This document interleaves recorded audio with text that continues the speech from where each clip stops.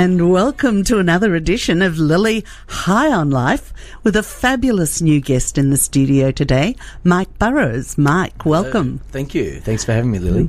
My pleasure. I was very excited to have you on because so much of your life is an epitome of what Lily High on Life is all about. I'm happy to fit into that.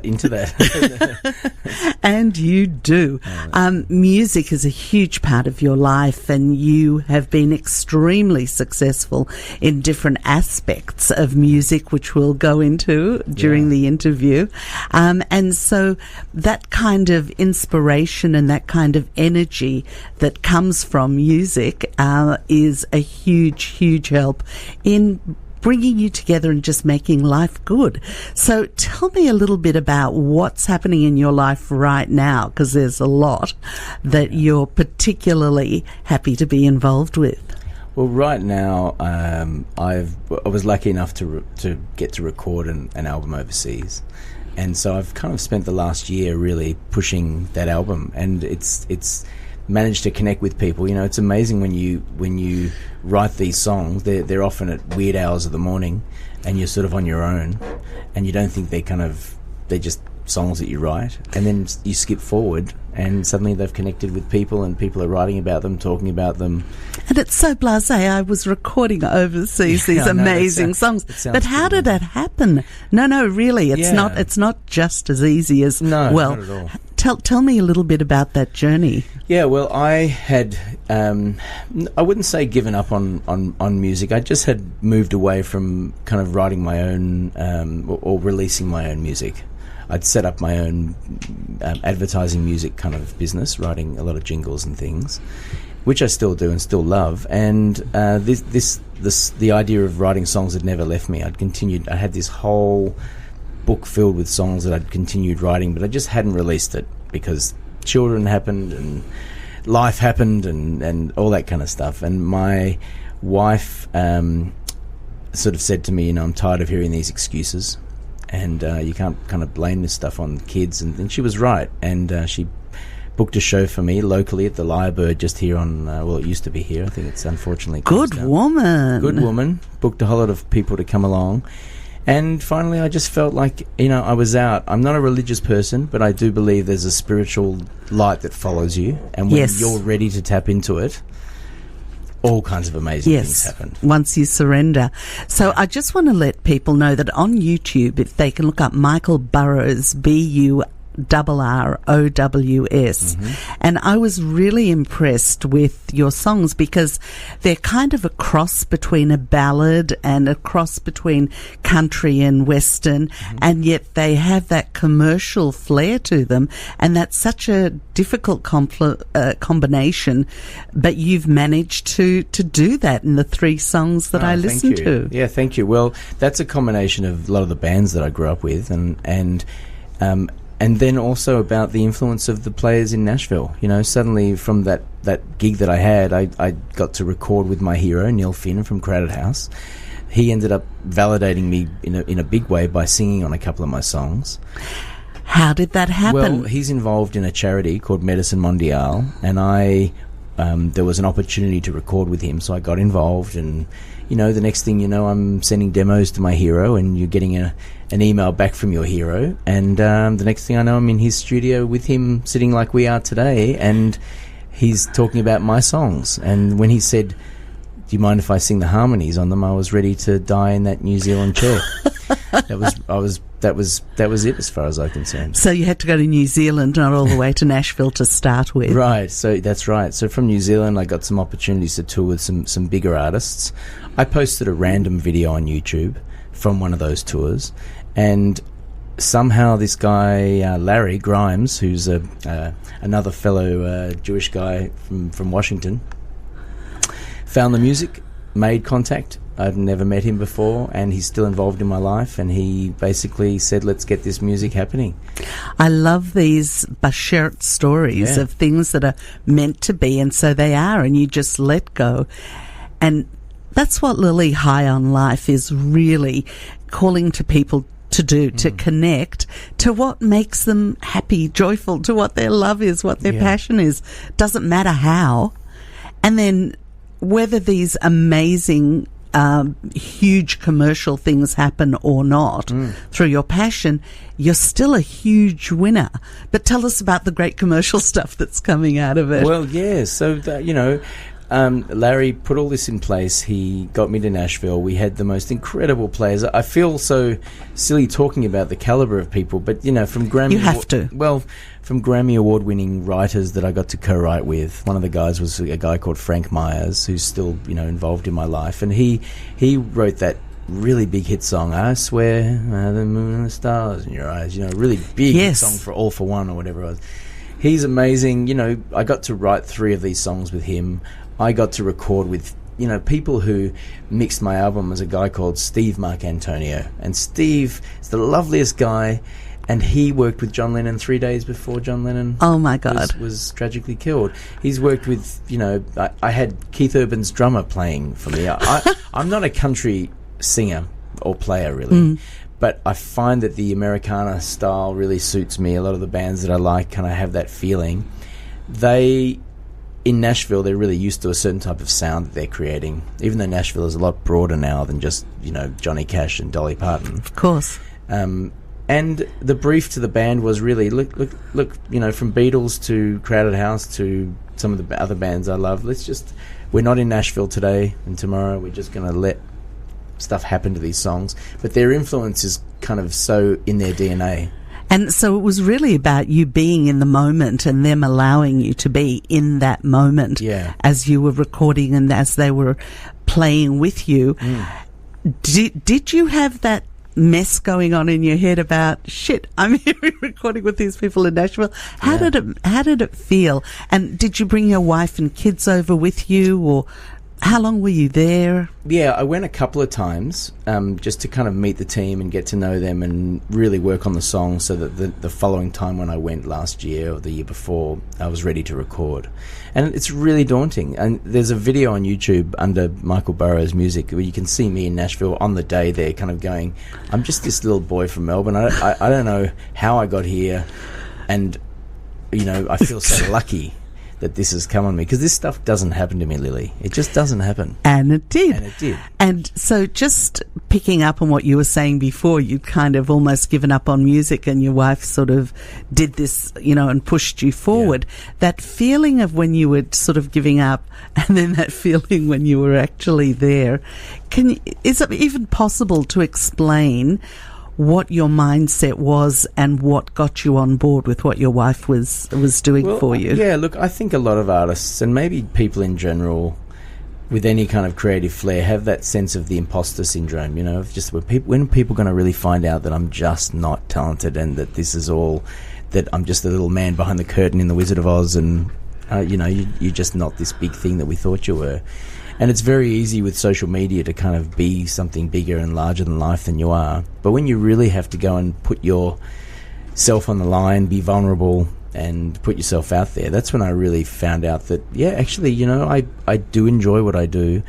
I'm here because of the things that I did. And it's taken me many years to finally accept that I'm worth this because I've worked hard for it. It hasn't just happened to me. I haven't bought my way into anything. Yeah, and Mark, all that imposter syndrome thing that you just talked about is so important, because whether it's playing music or even, somebody that's got an entry-level job that for the first time, that imposter syndrome is there. So tell me how you managed to smash that for everyone. Look, I don't know if I ever did smash that. I feel like I've always got that lingering. It kind of goes with the territory of, I feel it's a security blanket in a way, because I never came out of an exam saying I've smashed that. I always came out saying, I don't know if I did. Well, there were people that always came out saying, nailed it, and they did.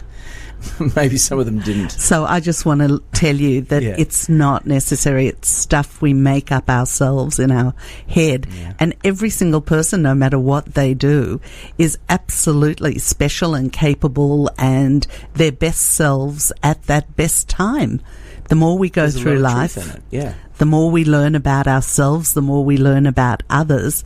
But we intrinsically, as human beings, are absolutely awesome and worth it just because we're here, just because we were born.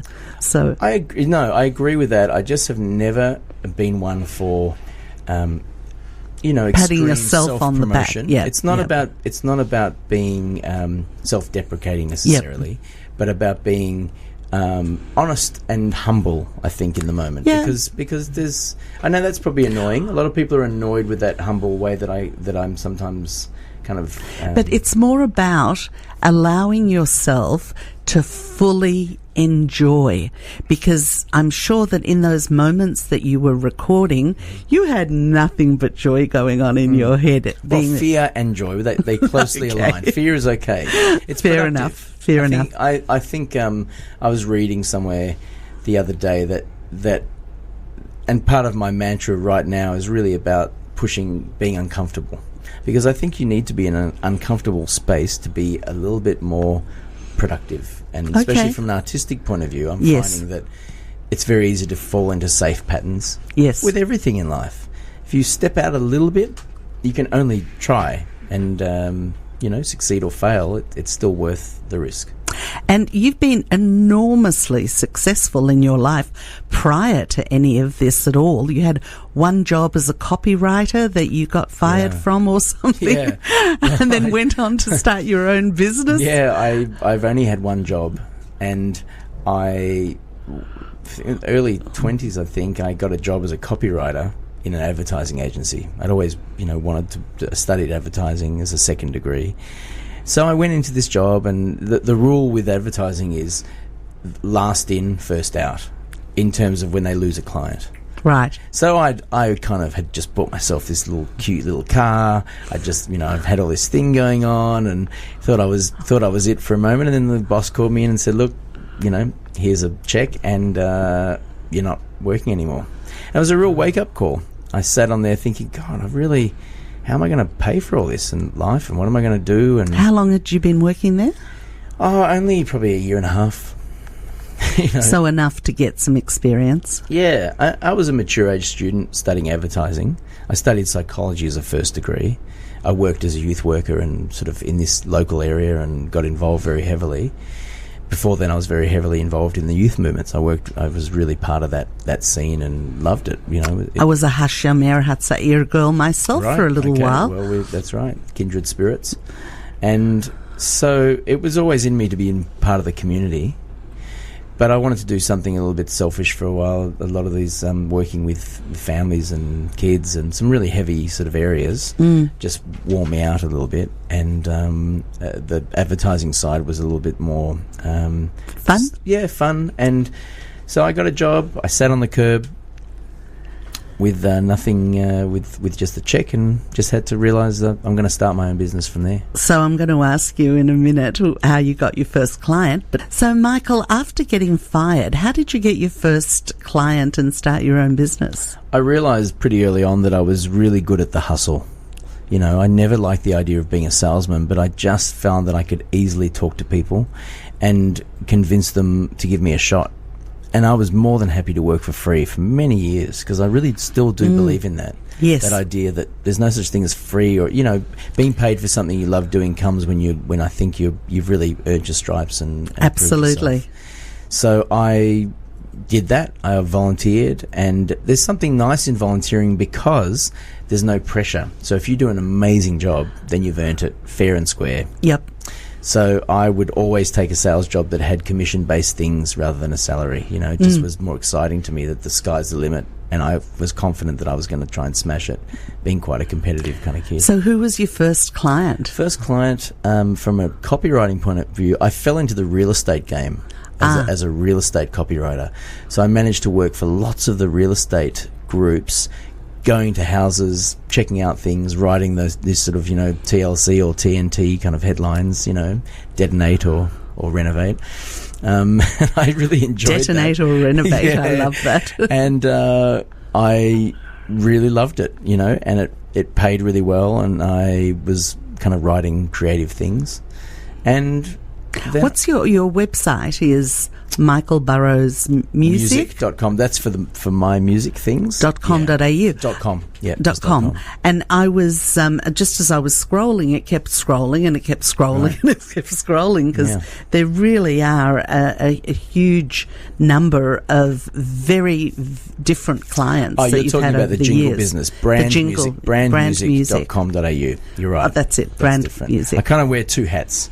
Well, you wear a number of Yeah. hats, and it seems like very well. Yeah. So tell me a little bit about how it started and how it felt as the success grew. Yeah, well, that's an interesting story, because I had played in bands before that, working as a copywriter, and I just felt that every brief I was given, I was answering it with music. It just felt natural to me to answer, because I grew up in the 70s here in Australia, where we had "Come On Aussie, Come On," and you can't beat a sayo for a snack, and we know all that kind of era. It really made an impact on me as a kid. So I could walk through the supermarket aisles and whistle along to every brand.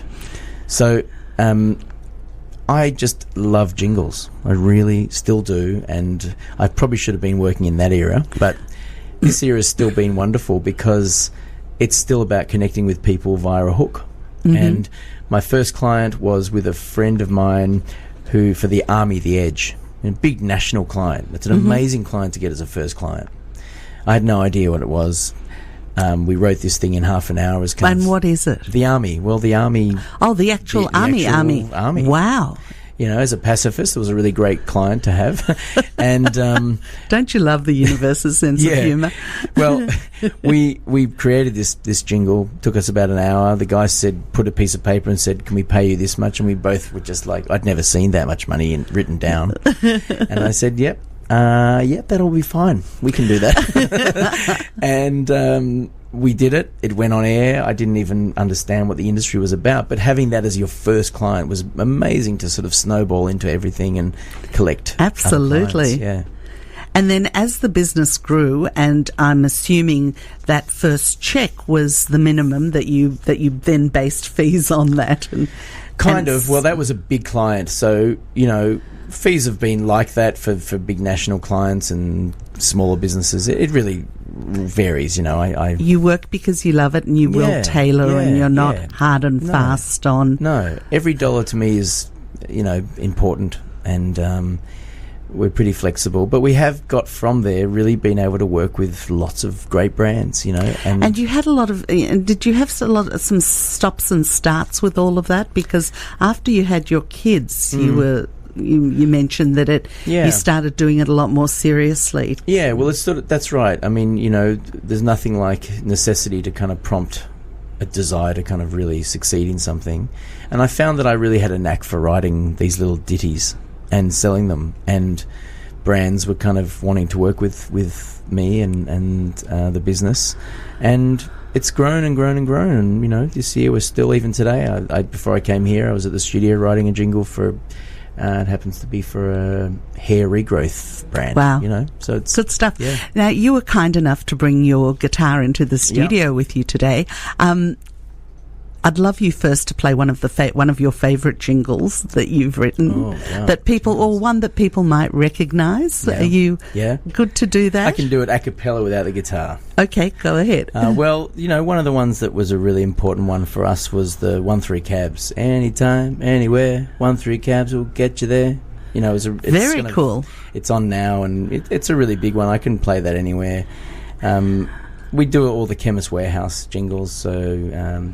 Woohoo, Chemist Warehouse, why pay more? Those things are on air now. And I was really impressed, because you think of jingles, but you do a lot more than that. You write for video games. Yeah. I had to dig a little bit into this, but Sonic Sounds, which once I got the concept was amazing. But do you want to talk about what Sonic Sounds Sonic logos, I guess it's just a distilled version of a jingle. So it's like the Intel logo. Dun, dun, dun, dun. That's really what it is. So brands have got a chance to, like their own logo, have something that goes on the end of all their communication, because there's so many touch points for consumers to come into contact with brands and businesses. So businesses have to think a little bit more of how they're going to cut through and stand out to people. So if you can do it via a sound or Makes so much sense. And with the video games and other areas, did that just, people came to you because they liked the work you were doing with the jingles? Absolutely it's awesome. kind of all transferable. You know, composing means that you can compose for any medium, for any style, any kind of brand. Absolutely. Yeah. I'm going to ask you to play and sing one of your songs because there's so much to talk about and time's getting away with us, and I really want people to hear that. Yeah, absolutely. And you're listening to Michael Burrows, and you'll be listening to Michael Burrows live, which with one of his own original songs that's recently recorded in Nashville. How does that sound? Does that sound like you've got thing? This is called Brightest Star, and I got to write this in Nashville. It went on to do great things, got into the US Billboard charts, all that kind of stuff, you know, blah, blah, blah, blah, blah. But it was amazing. OMG, US Billboard, US Billboard charts. Amazing, absolutely. And I wrote this when the kids were really young, and I used to kind of just watch them fall asleep and imagine all these conversations that I'd have with them, but just they were too young to kind of get through it.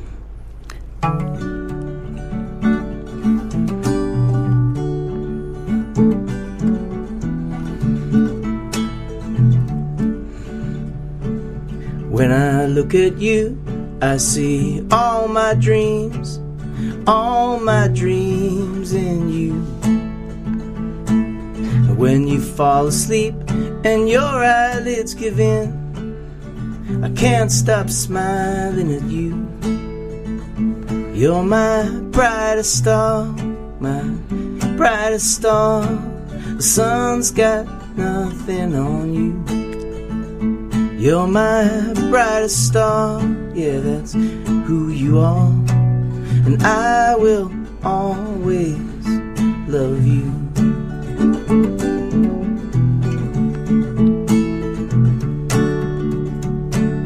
When I'm holding you, I just wanna hold you tight, tight against my chest. When I look in your eyes, I don't wanna let go. This world is such a mess. You're my brightest star, my brightest star. The sun's got nothing on you. You're my brightest star, yeah, that's who you are. And I will always love you. One day you might move far away, chase someone, steal their heart. And even though I know you'll have to go, I'll still be here, even when we are apart. When I look at you, I see innocence and everything that's good. You're my brightest star, my brightest star. The sun's got nothing on you. You're my brightest star, yeah, that's who you are. And I will always love, yeah, I will always love you. Michael Burrows, what an awesome song. I was starting to tear up then. Man. And as I did last night when I was listening to it, so beautiful. Thank you. Did the kids appreciate it was written for them? I think so, yeah. They kind of fight over who it was written for. You know, the two boys and... They sound normal, healthy. Yeah, exactly. But yeah, it's a pretty special one. And that particular song, when I play it live, it seems to really connect. People can really sing along to it. And it's had some great sing-alongs at some recent shows last week in Sydney. And, you know, I really enjoy playing it. Absolutely fabulous, as are some of your other tracks as well. Thank you. So your life seems to have taken you naturally into a lot of really good places. Yeah. So tell us about this wonderful woman that you married and how you met her. Yeah, well, Noi is her name. And Noi? Noi. And she was a neighbour. We were living in Elwood. And, you know, I saw her walk in to rent the place next door to me and, you know, had a feeling. And pretty soon we were dating and had kids pretty soon after. And how easy is that? Well, you didn't have to ask her out. You didn't have to. Yeah, it was. I guess. It's dangerous doing something so close to home in case it doesn't work out. But it did work out. We had 2 great kids, and she's wonderful. She's a writer, and she works very closely was a co-director of Melbourne Jewish Book Week, and really engaged in everything and loves her work. Really nice. Really such a great, lovely story. And then the 2 kids came. Yeah. How old are they now? We've got 12 and 11 and 9. Yeah, and they keep getting better and better. I get that in writing? Yeah. Yes, they do. I hope so. Especially because they're boys. They're much easier than girls, I've been told. Yeah. And I haven't had my own, so I dote on everyone else's. Yes, and you're welcome to and have these absolutely boys. mush. So, Michael, you came from a very musical background. Your family were, a lot of them, classically trained musicians. Yeah. Tell me a little bit about that. Well, my father, Sam, who can pick up any instrument. So we grew up with him just being able to pick up any instrument from harmonica to guitar. And, he's not trained. He just can play and sketch out tunes. So I kind of grew up with that sense that you can just approach something, try it, and see what happens. As it turns out, my first cousins, my mother's sister's children, were all in orchestras of certain sorts. So from the ACO to the, MSO to, from violin and cello. My cousin Sharon Leibowitz, who's local as well. You should have her on, definitely. She's got great stories of playing with Ray Charles all the way through to, The Who. OMG. Yeah, and she's, amazing. It meant that when we got together, we were always jamming. And my mother caught onto that and kind of felt that she could put on these community events, which was spontaneous. But hundreds or so people would come to these halls around our area. She just got people together and put on a performance with family members. We had a PA and we had microphones. I love that. I think she was kind of a trailblazer, because these were really shows that they weren't ticketed, they weren't anything, but they had a lot of people that came, sat and listened to music. It was kind of like what they do now in abandoned halls. She was doing that in halls, and way back then. Yeah, and we'd have a big sing-along at the end, and all her friends would come and perform, and everyone played a song or did poetry. I love that. I actually have very close friends who put on these musical evenings at their house, because one of them, their daughter lives in Ireland, but she's a professional singer, musician, and whenever she comes into town, they invite everybody over, and she has her friends over. I'll have to invite you next time as well. There's a big movement of parlour-style shows now. Yes. In fact, there's a lot of groups that specialise in booking parlour sort of shows into your house, so that you can provide the house, and really well-known, respected artists will come and play, and they'll get tips from everyone, sell some CDs, and everyone's happy. Fabulous. Yeah. So you remember a lot of music being around the house? Oh, yeah. We grew up, with a lot of Beatles. I don't know if it's a swear word now, but Rolf Harris, I still, love all that sort of stuff. He was talented. We didn't realise he was not a well man. No, yeah. And Chad Morgan, who we actually saw a few weeks ago. He'd be in his 80s or late 80s, and he came to Bentley and played some songs. So we grew up with a lot of music. We played shows. We learned how to perform. My brother, Danny, is a really talented singer, and he was always the singer of the family, and I kind of did harmonies with him. We played all the Yom Ha'atzmaut concerts together. Wow. At the art centres and those kind of places, at the Palais and the Palace. Very impressive. Yeah, we really, really grew up having music in our life. Burrows, your parents are from Poland. Yes, Barachowicz. Barachowicz. Yes, very nice. Changed it to Burrows just so that it eased them in and didn't have any. I had to ask. Yeah, it meant that when they, I think they went to Caulfield High as their first school coming from Poland, and Barachowicz probably just sounded, a bit much. Sounded too Jewish. Just Jewish, or a little bit Orthodox as well? I don't know. I guess it does. Now it does. Now it's a pretty cool surname. I wouldn't mind being... No, I'm just your parents. Well, the family. No, not at all. Just not at all. I think happy religion to come out. became something that I'd never really got into it with my grandfather when he was alive, but I've got a feeling that generation just ran away from anything connected to Judaism because it only brought trouble. They went to one extreme or another, and it's all good and all good. So, do you have music around your house, even before the kids, especially with the kids? Yeah, both myself and my wife really, really love music. We go and see a lot of rock shows and concerts, and the boys are slowly getting there. They're totally influenced. They've got their own music style that they're into, and I definitely didn't want to be a parent who stopped that. As much as I don't like a lot of the music, which I never thought that would be possible. I'm surprised. Yeah. What kind of music is it that you wouldn't like? I think swearing in music has got a place when you're really angry and when there's stuff, but it's like it became an easy lyric for a lot of these artists. And they're only 9 and 12. Yeah, but I didn't want to stop. Yeah, I understand that side of things, but I also, swearing has got a part in when you're feeling something.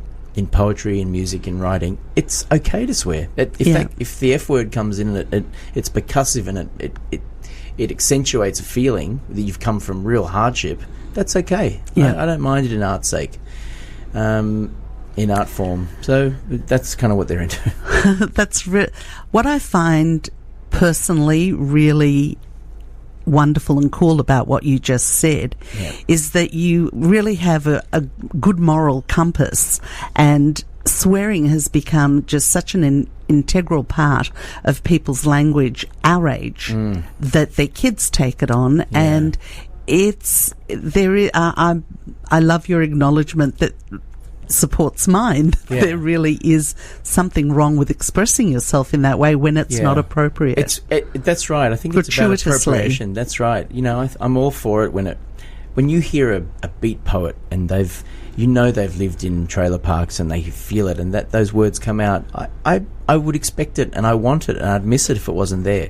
But when it just becomes part of something, I'm not going to say the words, obviously, but just B words and F words, and it just doesn't seem right. And no, it's not even an old-fashioned sense of it. I just don't. No. I think it's too easy to just swear. I just love that there's still not saying that I don't swear. No, I understand completely. Yeah. But I just love the moral compass guidance, which is really, really good. Yeah. Now, as you heard in my introduction, I used to stand up on tables and sing, but I would demand payment for it at that time.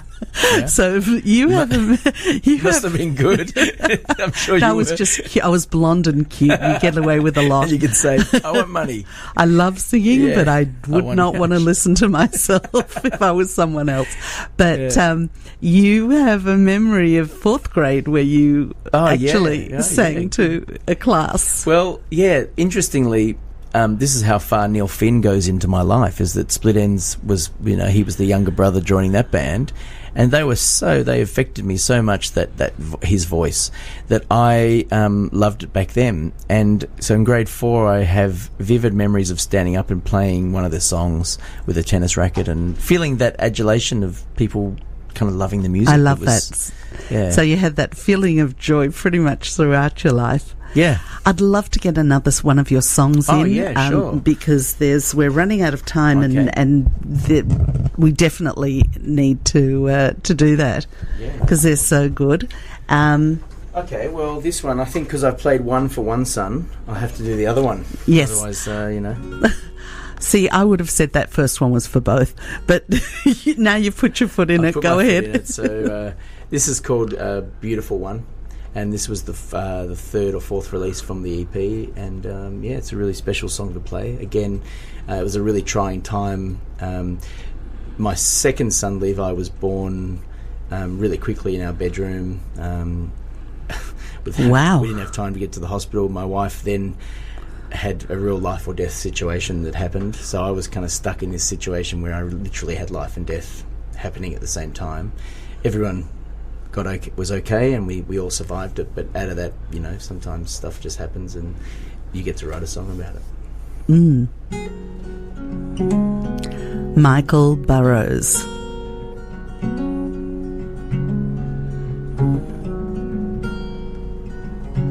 Don't you get me talking, you never fall asleep like that. And pretty soon it's the morning, and we've got things that need to get done. Good night, my beautiful one. Sleep tight, my beautiful one. You are my moon and my sun. And there's so many things that I should tell you before I forget. I'll tell you everything one day, but right now there's no more time to play. Good night, my beautiful one. Sleep tight, my beautiful one. You are my moon and my sun. And all your heartbreaks and toothaches will all heal in time. And it's all moonbeams and ice cream and sweet dreams tonight. Oh, so just close your eyes. Just close your eyes.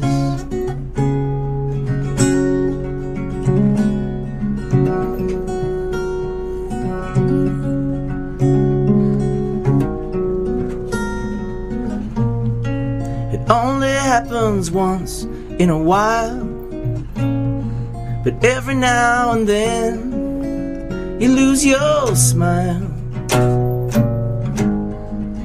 and that's not your style.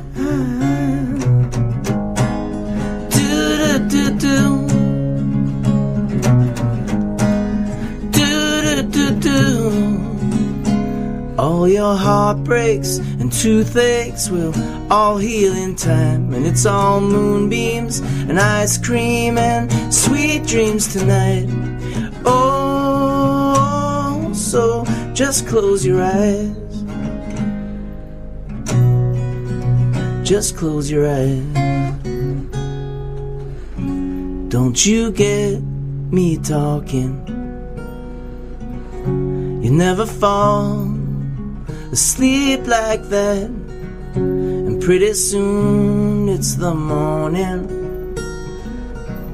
and we've got things that need to get done.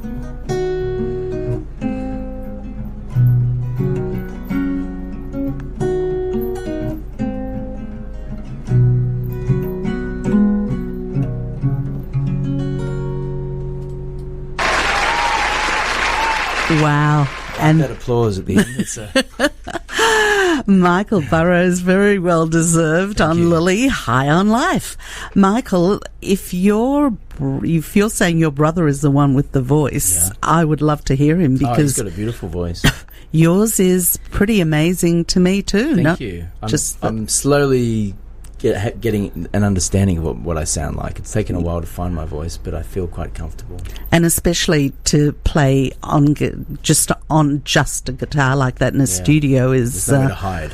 There's nowhere to hide, and it comes out magnificently. So really, thank really you. good. Thank you. Michael, do you remember your parents when you were young talking about Poland and what they'd experienced there, and stories of the old country? Yeah, I do. I have a sense of a couple of generations talking about Poland, and it really was about hardship and about just not having things and not having the luxury. And look, I as a parent now, I'm finally kind of understanding just how hard it would have been to have to pack up everything and put everything into a suitcase and arrive at Port Melbourne. And did they go through the Holocaust, or they came before? they, from what I understand, my grandfather or his kind of family, just before they were kind of, a lot of them were killed, had to make a decision, and some of the family went to Israel, some went to America, and some went to Australia. I mean, even to think about that, such big decisions. I mean, how do you decide who goes where, who does what? And at their age at the time. at their age, you know, I mean, horrific stories of my grandmother going to meet Esther, going to meet Isaac, my grandfather, in Russia, well, because he had to fight in the army, and then coming back to their hometown and family were killed. I mean, I don't even... those stories would be front page news of any newspaper, just one family. And this was for everybody. And you don't really connect, as you said, until you get a bit older, because it's a horrific story. But once you're a parent yourself, you realise the real enormity as well. Yeah, I was lucky enough to go to Auschwitz. And, you know, you grow up with the Holocaust stories and you read a lot about it, and there's just this sense of this word 6 million and this sense of foreboding guilt almost of feeling that you're part of it. And I don't think... even at those camps... it sounds horrible, but they were kind of pretty now. They've grass and there's seats and it's a tourist kind of place. But until I went into that room with all the shoes, until I found a pair, it didn't hit me. Once I found two of the same shoe, I realised that, I broke. It broke me. I left with a million more questions. Were you on your own or with your parents? I was with a group, and...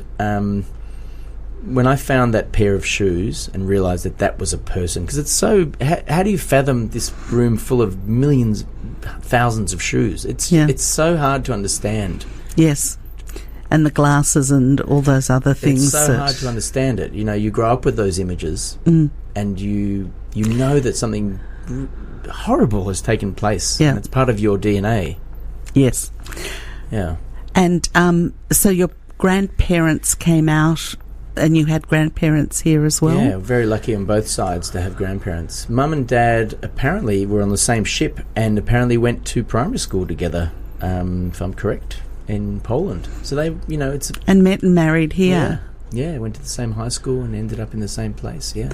And still together now, and Sam and Lily, they're wonderful. Gorgeous. Yeah. Love the name Lily.